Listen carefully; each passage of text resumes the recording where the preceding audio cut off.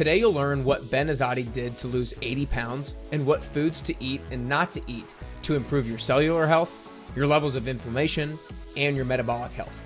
And while his YouTube channel is called Keto Camp, you'll be surprised to hear that no, it's actually not all about keto. You're listening to the Best You podcast, where you'll learn the healthy habits you need to look and feel like your best you. My name is Nick Carrier, and I'm an entrepreneur and fitness trainer who has coached 512 people and counting through my program, the 10-Week Transformation. The 10WT helps individuals to avoid feeling like a suboptimal version of themselves and take full control of their health. My mission is to discover the healthy habits you and I need to be the most energetic and best version of ourselves. Today's interview is with Ben Azadi. In 2008, Ben was an obese person who went through a personal health transformation and lost 80 pounds. Ever since, he's been on a mission to help 1 billion people live a healthier lifestyle. Ben is the author of 4 best-selling books, including his latest, Keto Flex. Ben has been the go-to source for intermittent fasting and the ketogenic diet since 2013. By the end of this episode, you're going to know exactly what foods you need to improve your cellular health, what metrics you should look at to assess your own metabolic health, and why he thinks that this one mindset shift was the key to him losing 80 pounds. For now, it's time to get closer to your best you with Ben Azadi.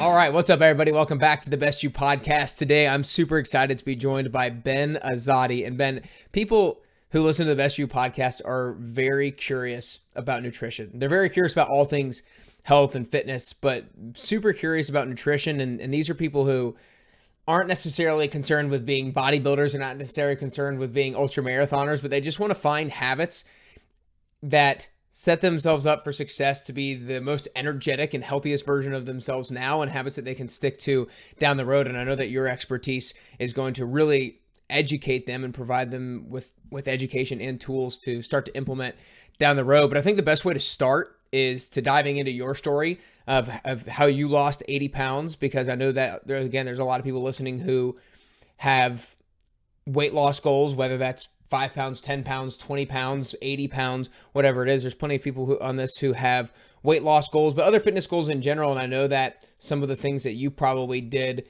throughout your journey to lose 80 pounds are going to be helpful, both for those people who have big weight loss goals or just any fitness goals in general. So talk to us a little bit about that story, where you were at when you maybe first really started to make the shifts that you needed to make. And I'm sure there was probably multiple attempts.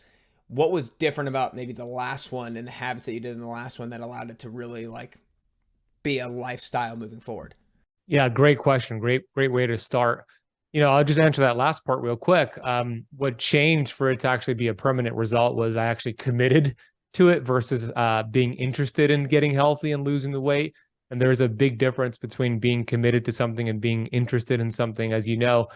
Yeah. Well, keep diving into that, because I'm interested to see how you would describe the difference and really what that mental shift was, and maybe even the way that you talked about it to yourself or to others and stuff like that. Yeah, for sure. I used to say things like, I'm mostly committed. I'm 80% committed. I'm 70% good. And the truth is you cannot be 75% committed. You can't even be 99% committed. You could only be 100% committed. It's like either you're pregnant or you're not. There's nothing in between. So in the past, it was just using the word try a lot. I'll try this. And I really believe that word is a kind of a bad word. It's a failure with honor, if you will. It kind of sets you up to give up when things get tough. But when you commit, big difference. I know Ken Blanchard once said, there's a difference between interest and commitment. When you're interested in something, you do it until it gets tough, and then you give up because of whatever excuse. When you're committed, do whatever it takes, and you accept nothing except results. So that was my first step. I committed to actually changing my life. But the reason I committed wasn't because I was like, I am so committed, I read this book. I committed because I was desperate. I was depressed. I was suicidal. I was looking for ways to end my life. This is back in 2008 when I weighed 250 pounds. So physically obese, mentally obese, looking for ways to just end the suffering. And the only reason I didn't go through with it was I kept thinking about my mother. I didn't want to do that to her and devastate my mom. So it forced me to figure things out. And it started with responsibility. And that goes hand in hand with commitment. Like once you take ownership and responsibility, you stop blaming other people. I stopped blaming other people. I stopped blaming my slow genetics. I stopped blaming my enabling family members. And I said, okay, I am the only person responsible for my results. I am the only person responsible for my future results. And I'm the reason why I have these poor results. It's all these decisions I made day after day that compounded over time. So I started to understand that if I made these bad decisions over time, over the years that compounded into this unhappy, unhealthy life, I could make small little decisions in the opposite direction and compound that into my favor. So that's where I started to move my body. That was the first step for me, move my body. Then I got into cycling and running and working out and all that, but moving my body, eating real food, staying away from packaged foods and eating out all the time. And it was tough for sure. I believe when you embark on a big goal, it's going to tend to be tough. I always say it might even suck. You're sore from a workout. It kind of sucks sometimes. You go to a party and they offer you beer and pizza and chips and you say no. And they might make fun of you. That was my case. It might suck, but I do have a formula for success, Nick. And I believe this is my formula. And if your audience wants to adopt it, cool.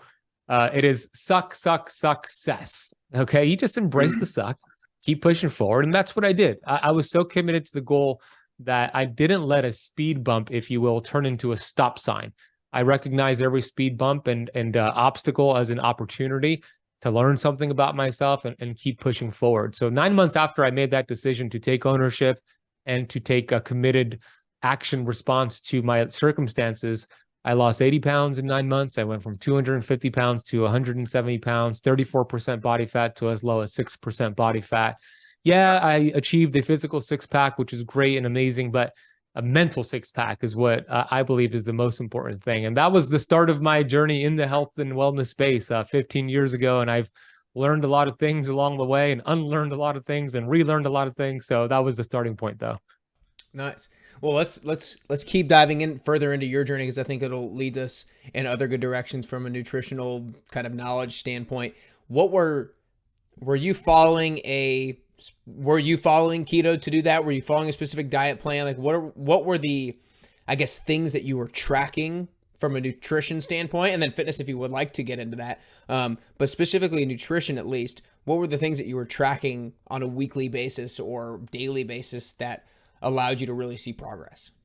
The way that I went about it wouldn't be the way that I would teach it this day. I learned a lot of things about myself. So I'll share some of the things that worked for me back then that still I believe would work for your audience today. And that would be moving your body. There was something about not to burn calories, more so than that, moving my body. There was something about getting my body in motion that gave me energy and a sense of confidence, and that discipline transferred to other areas of my life. So when I showed up for a workout and I worked out because I said I was going to work out, that habit transferred into other habits of discipline in my life. And there was just a feel-good feeling of working out and moving my body. And I really believe in that, just being active. What I did do in the past was not keto. It wasn't until 2014 that I discovered keto and I started to adopt it. I was really strict with like tracking every single thing going into my mouth, even a piece of gum, tracking how many calories I was burning, how much calories I was consuming, all the macros and all that. And yes, it did help in the beginning and it got me going, but I don't think it's sustainable. I don't think it's the main focus these days of what we should be focusing on. I think there's a lot more things that are important, because although I lost all the weight, I still didn't feel that healthy. I was one of those fit people that still had some digestive issues and brain fog, et cetera. So it took a lot of unlearning of that and letting go of tracking every single thing going into my mouth to more of a lifestyle, cellular health, inflammation focus. And that, I believe, is the main focus that people should focus on. It's lifestyle versus diet.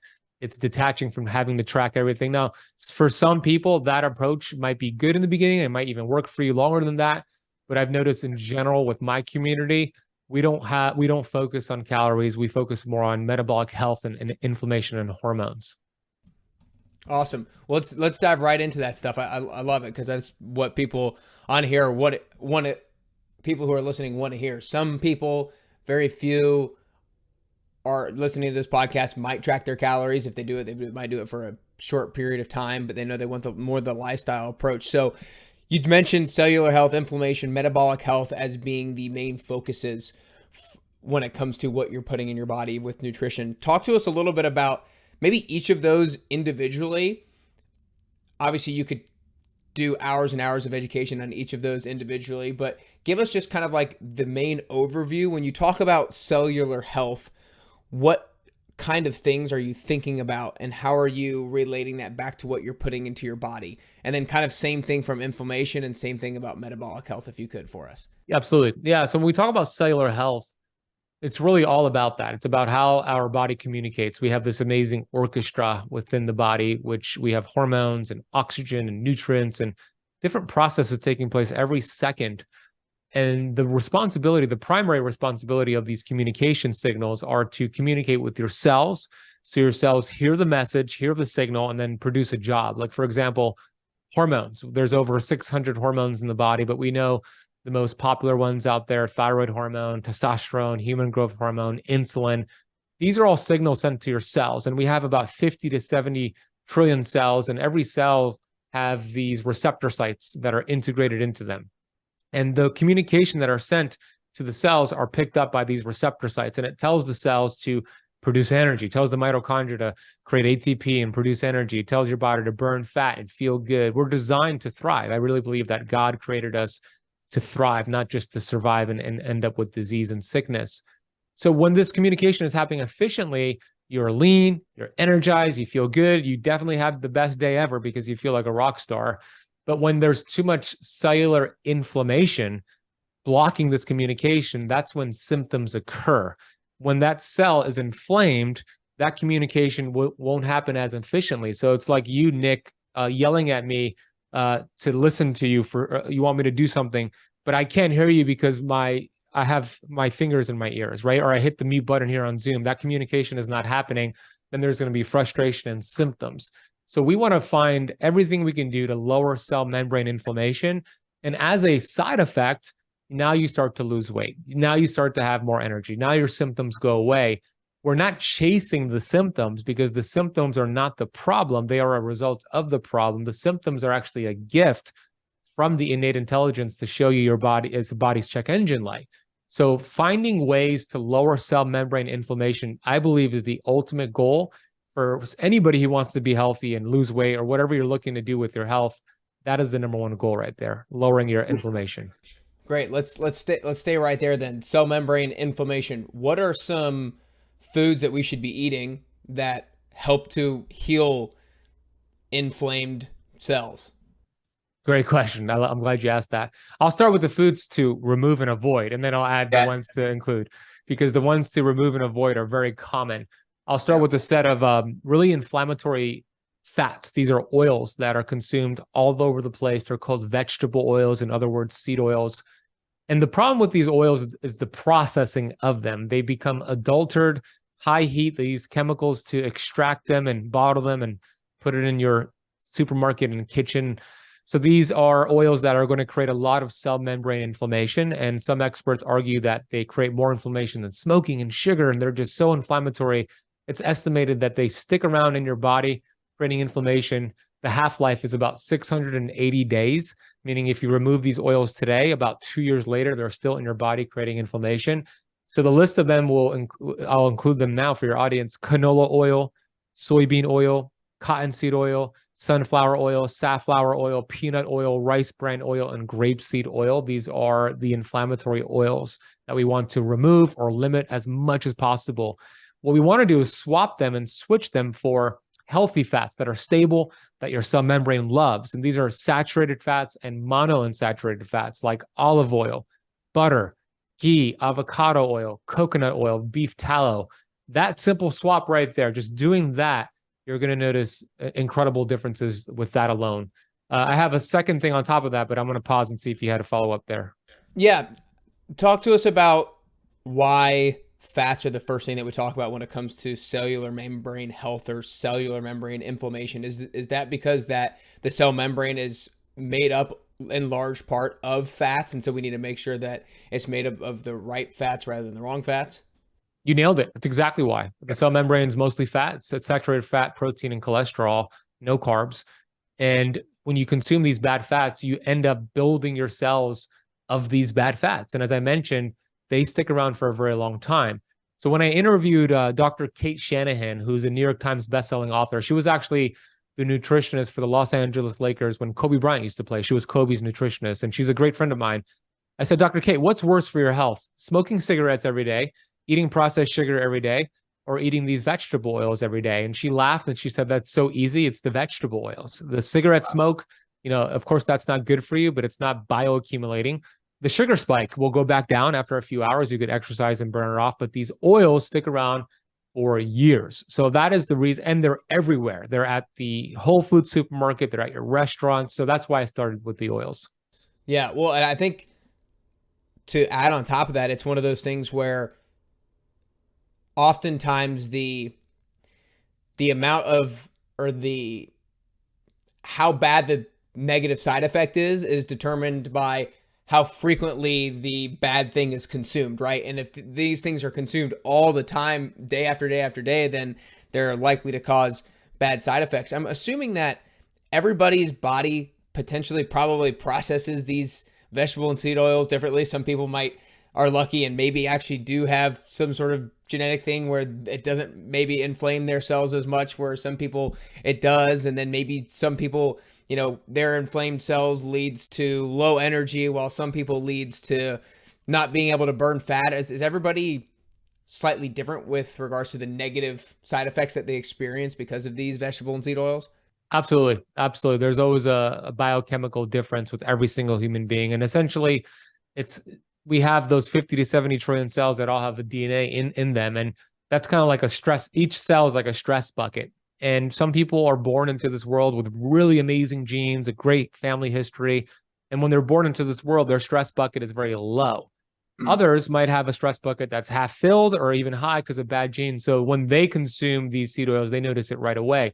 For others, although it's still harming them, it's taking longer to fill that stress bucket. So later on, when that bucket overflows, they'll get the symptoms, but not as fast as somebody else who has a higher stress bucket. I like the way that you described that. Okay, so we said don't consume vegetable and seed oils. I think you had more things about don't consume, and then we'll get to what you should consume. Yeah, I mean, the next one is, if you want to just focus on longevity and anti-aging and cellular health, for sure you want to control your glucose and insulin spikes. I love keto and a variation of keto to do that. I'm very non-dogmatic about keto. I believe going in and out of ketosis versus sustainable ketosis. But when you have high levels of glucose, you are going to have high levels of insulin. And diabetes is everywhere. It's estimated that almost 60% of American adults are either diabetic or pre-diabetic. And recent studies came out showing that 93% of American adults are metabolically unhealthy. 93%. So only 7% of us are actually healthy according to these studies. And that's because of high glucose and insulin spikes from high processed carbohydrates and eating too frequently. Over time, even though your blood sugars and your A1C might not change in a year and 5 years, your body is cranking out insulin, creating insulin resistance. And on average, it takes 14 years until the A1C changes before that person's diagnosed with type 2 diabetes or pre-diabetes. Meanwhile, they're developing this year after year. So check your fasting insulin. It's a blood test. That's a good gauge to see if you're headed towards the direction of pre-diabetes and diabetes, and you could do something about it before it's diagnosed. It's a blood test, and you want to see that result in single digits. 2 to 5 is really good. If it's 10 to 20, you have signs of insulin resistance. If it's over 20, you are insulin resistant. And hey, your blood sugars might look fine. A1C might look fine, even though the insulin is high. Okay, great. So staying away from unhealthy processed carbs and high sugary content foods for sure. Love it. And the frequency of them, like the people are grazing and eating them frequently. Every time you do that, you spike glucose and insulin. So yeah, first step, swap the oil. Second step, control those glucose and insulin spikes by eating more protein and fat, less carbs, and avoiding too much snacking. Great. I love it. All right. Other things we should not eat, or go into things that we should?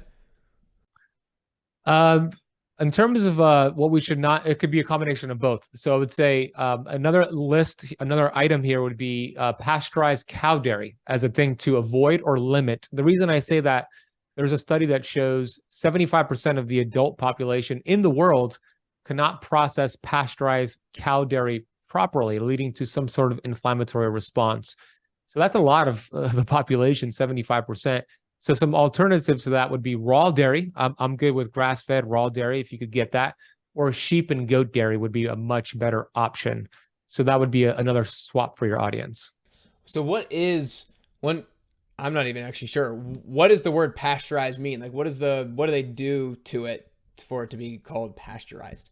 They use high heat. They use high temperatures to eliminate any bacteria to make it clean, because some cows are unhealthy and unsick because they typically use unhealthy cows to get milk. So it just wipes out everything. Good guys, good bacteria, bad bacteria. So they're using high heat to clean it. And then that means pasteurized. So raw dairy doesn't use heat, but if you're going to get raw dairy, it needs to be from obviously a clean source. So the pasteurization does get rid of the bad stuff and it works, but it also gets rid of the good stuff. That's the problem. Gotcha. Awesome. All right. So I feel like we've covered.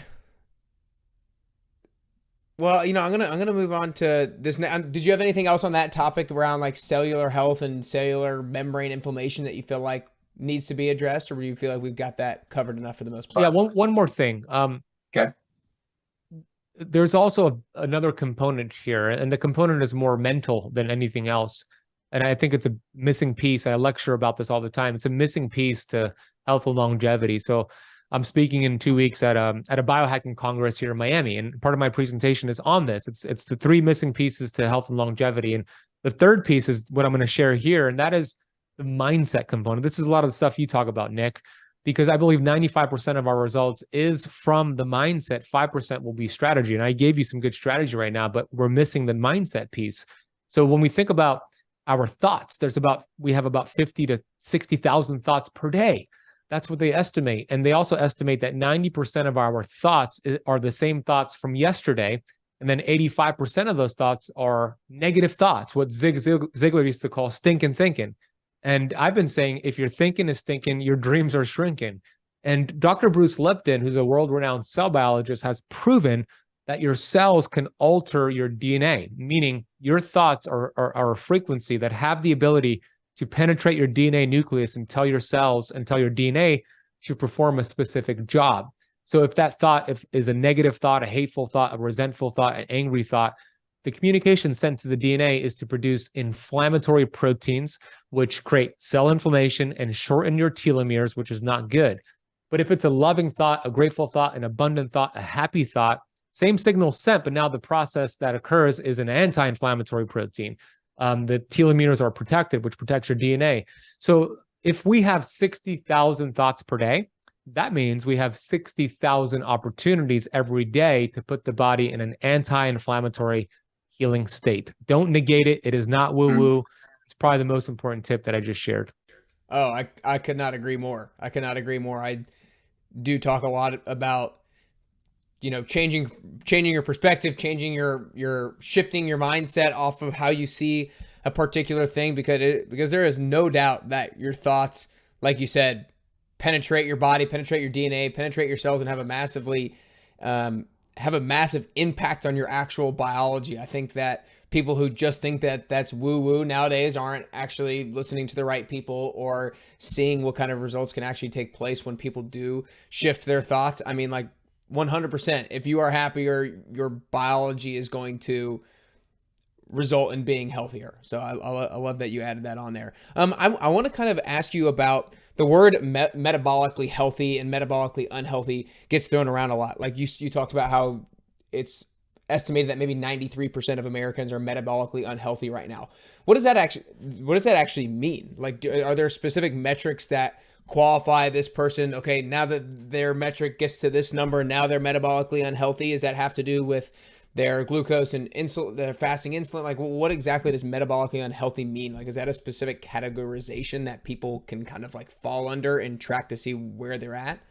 Yeah, it does. It does. So the markers that they look at to categorize somebody who's healthy versus somebody who's not healthy is fasting glucose is one of them. And we want that between 70 and 90 milligrams per deciliters.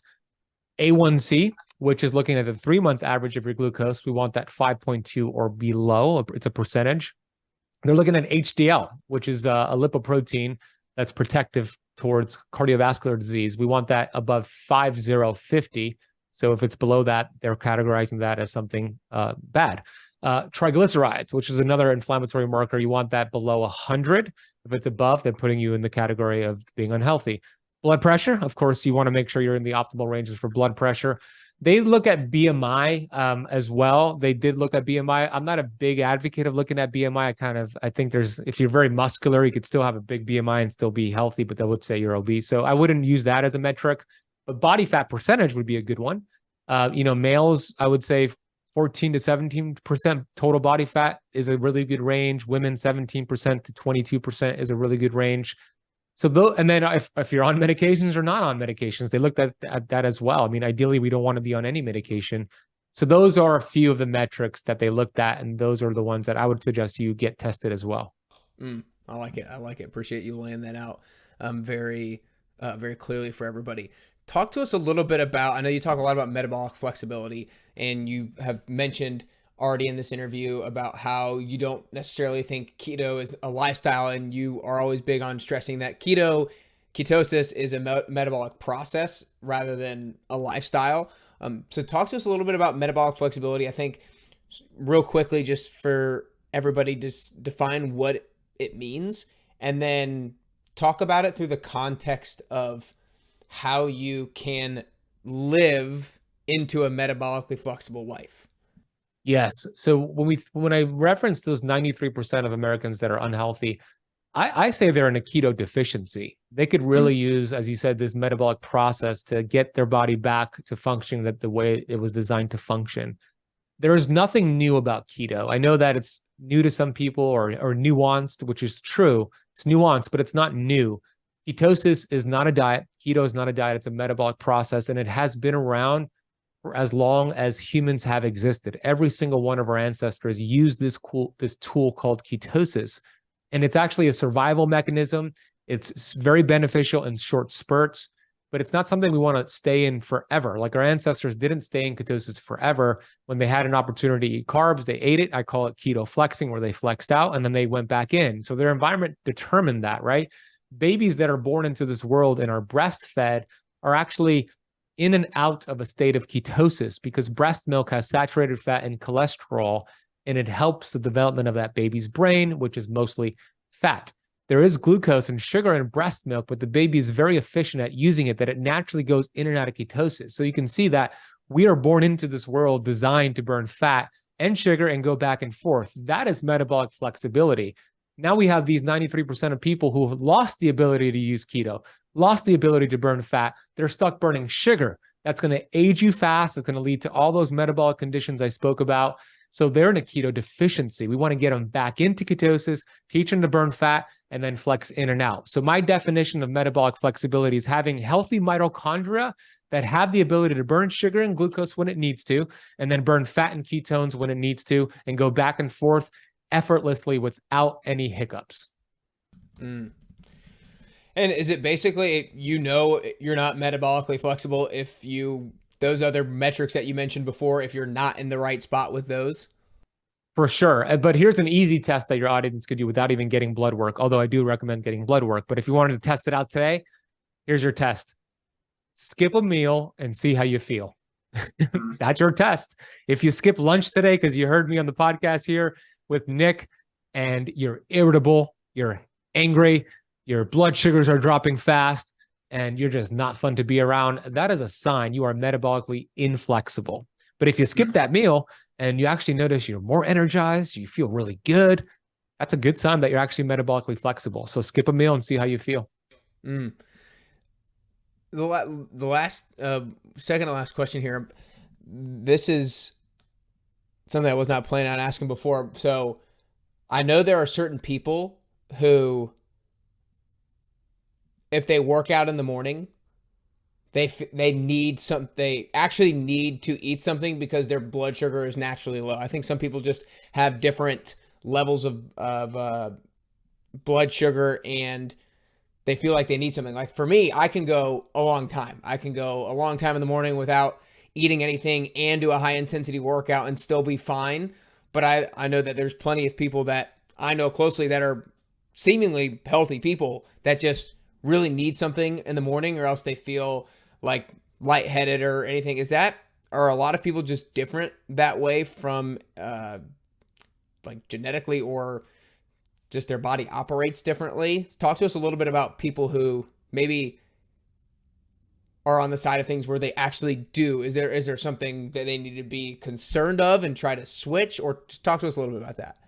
Yeah, I see that all the time. And I've worked with a lot of people who have that issue. They are metabolically inflexible. I mean, there's no beating around the bush. They are sugar burners. They're only burning sugar. They've taught their body to burn sugar. So when they skip a meal and they try to burn fat or fast, it is ugly. They feel awful. Their blood sugars drop. They don't have the ability to tap into fat and produce ketones. So I don't recommend fasting for them in the beginning. I recommend getting fat adapted first, which might take 7 days or 28 days, depending on the person. That means you slowly lower your carbohydrates every day. I'm not saying going to do keto day one. I'm saying slowly lower your carbs and at the same time increase fat and protein and electrolytes, and make that switch every day. So maybe it's a 10% decrease in carbs every day, 10% increase in protein and fat, getting enough electrolytes, and do that long enough for your total carbohydrate intake to be under 50 grams total per day by, let's say, day 7. And by then, you should be fat adapted. Then when you pair fasting and skip breakfast and go work out, you feel like Nick and I. You crush your workout, you're burning fat. It might take you 14 days, and that's fine, or 21 days to do that switch. But that is the first step to get fat adapted. And then you want to start experimenting with intermittent fasting. That's the way it works really well. I love it. I love it. Well, Ben, this has been great, man. I know my audience is going to absolutely love this one, and they're taking notes. I love how you spelled out super specific things with cellular health, what to avoid, what to eat, things about what makes you metabolically unhealthy versus healthy. And I know people were taking notes on those metrics and numbers and stuff like that. I know people are going to want to learn more as well. So you guys make sure you go follow him on Instagram at the Ben Azadi. And we'll have all that stuff linked up in the show notes. But what are other good places that people should go learn more about you and dive more into your stuff? Yeah, thank you so much, Nick, for having me on your podcast. I'm a big fan of your work and all the cool things you're doing, and I really enjoyed the conversation today. Like you mentioned, Instagram at the Ben Azadi. We also have a great YouTube channel with over 2,000 videos on there by now. So it's Keto Camp, Camp with a K on YouTube. It is not only about keto. We talk a lot more, but the channel is called Keto Camp on YouTube. Awesome. Great stuff. We all need to make sure you go check that stuff out to learn more about how to improve your metabolic health, your cellular health, and all that kind of stuff as well.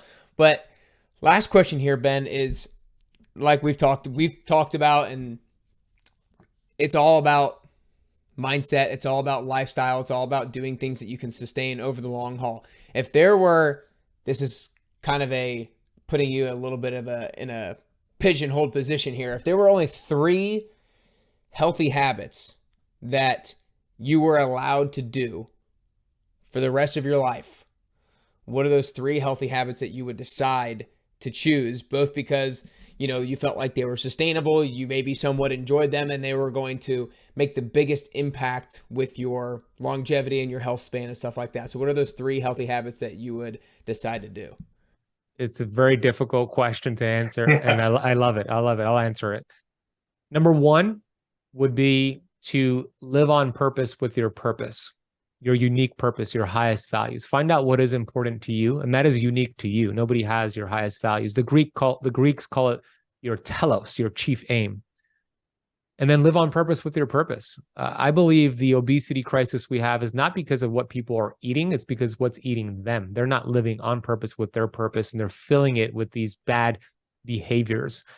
There's a quote from Robert Heinlein who said, "In the absence of clearly defined goals, we become strangely loyal to performing daily trivia until ultimately we become enslaved by it."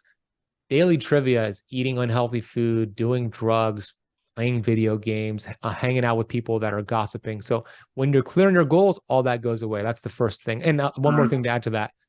Studies show, there's a study that came out in the late 80s. I know it's an older study, but a book called Recovering the Soul by Dr. Larry Dossey, medical doctor. In that book, they had a study that showed 85% of heart attacks take place in America Monday morning between 8 and 9 a.m. in the morning. What do they have in common? They're going to jobs they hate, right? Don't be that person. So live on purpose with your purpose, number 1. Number 2, kind of goes hand in hand with this, but take vitamin G every day. my favorite supplement, anti-inflammatory, healing, fat loss, fat burning. Vitamin G is not something you buy on Amazon or at the vitamin shop. It's the practice of gratitude, feeling the gratitude, appreciate what you appreciate. So experiencing gratitude, having a gratitude practice, number 2.